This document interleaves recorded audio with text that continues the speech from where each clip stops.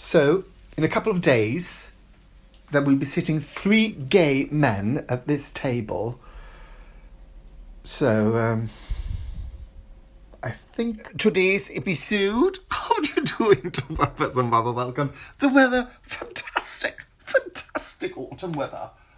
I'm just waiting for the leaves to fall, because then it will be much, much lighter in here. Because I got these sort of trees outside. It's like living in a canopy in here.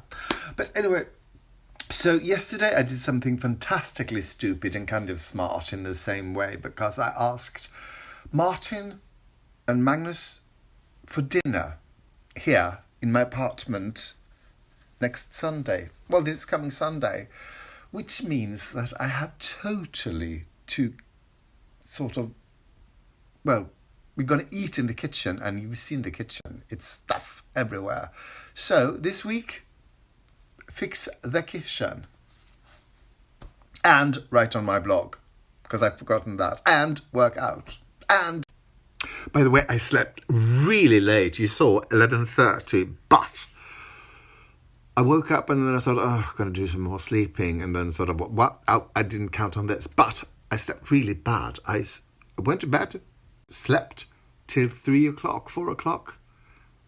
And then I had a nightmare. I can't remember. Something about me being like an antelope or something, being hunted. I can't remember.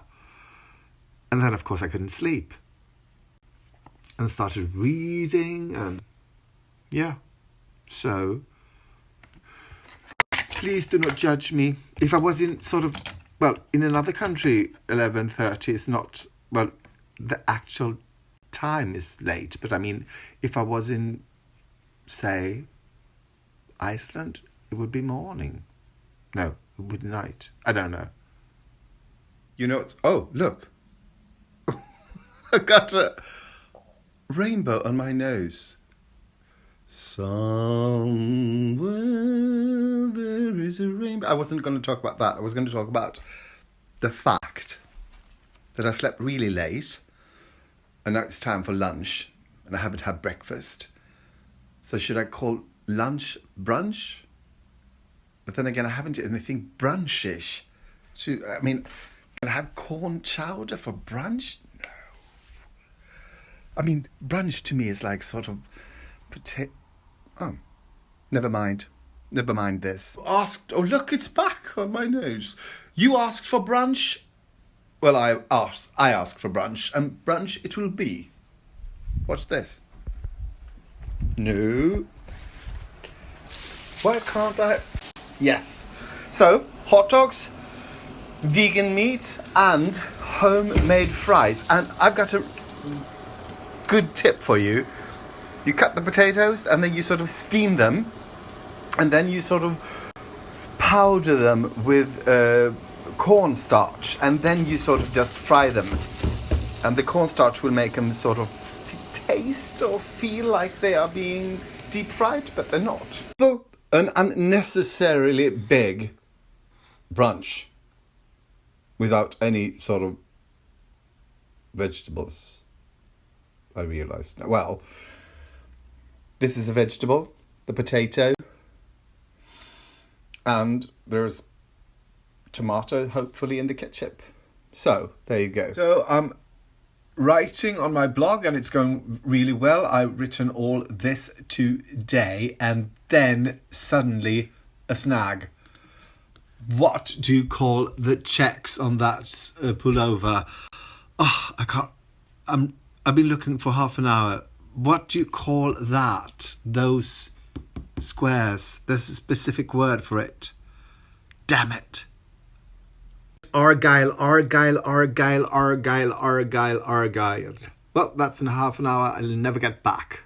People, I finally posted on my blog post, but it's in Swedish. The lot of you will not understand a word I've written. In case, what if I translated it and did that funny thing with the voices? Should I? Well, I think I'll do that. I'll do it now. I know I will die alone, most likely.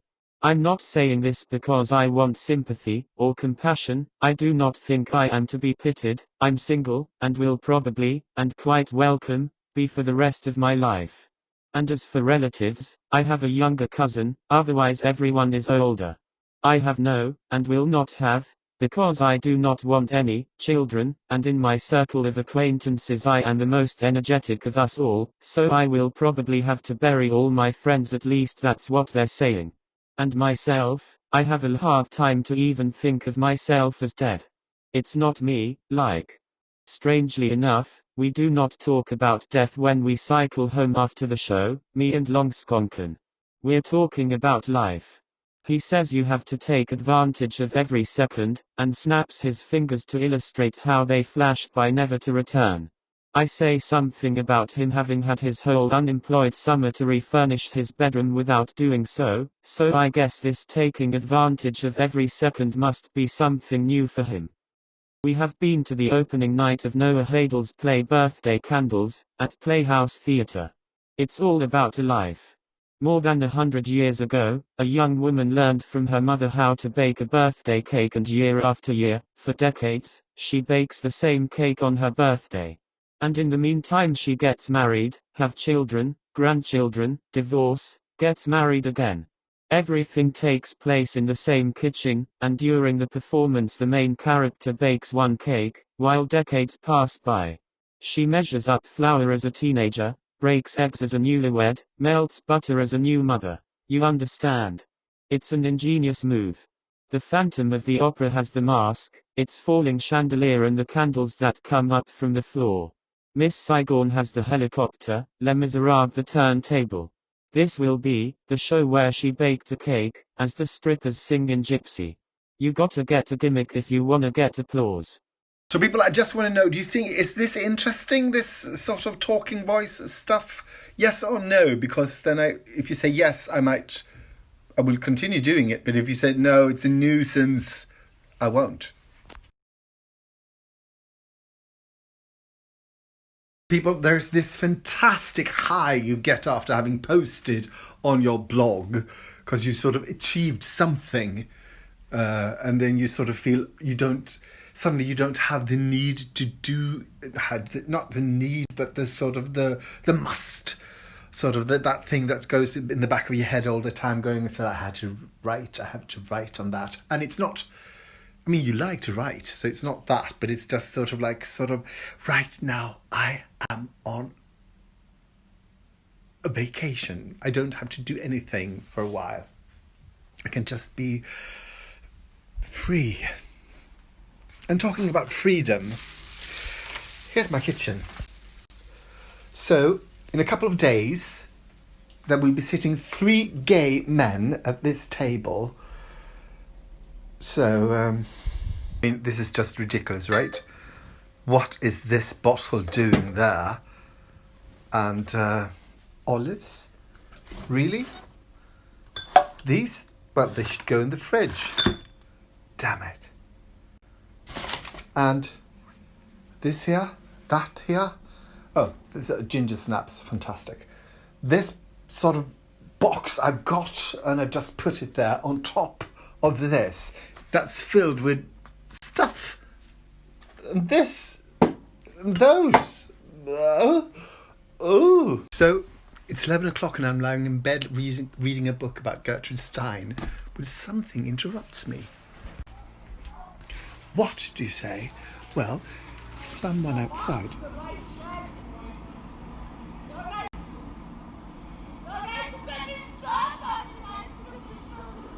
Someone is sort of quarrelling with someone on the phone in a voice and in a volume that does not crave a phone.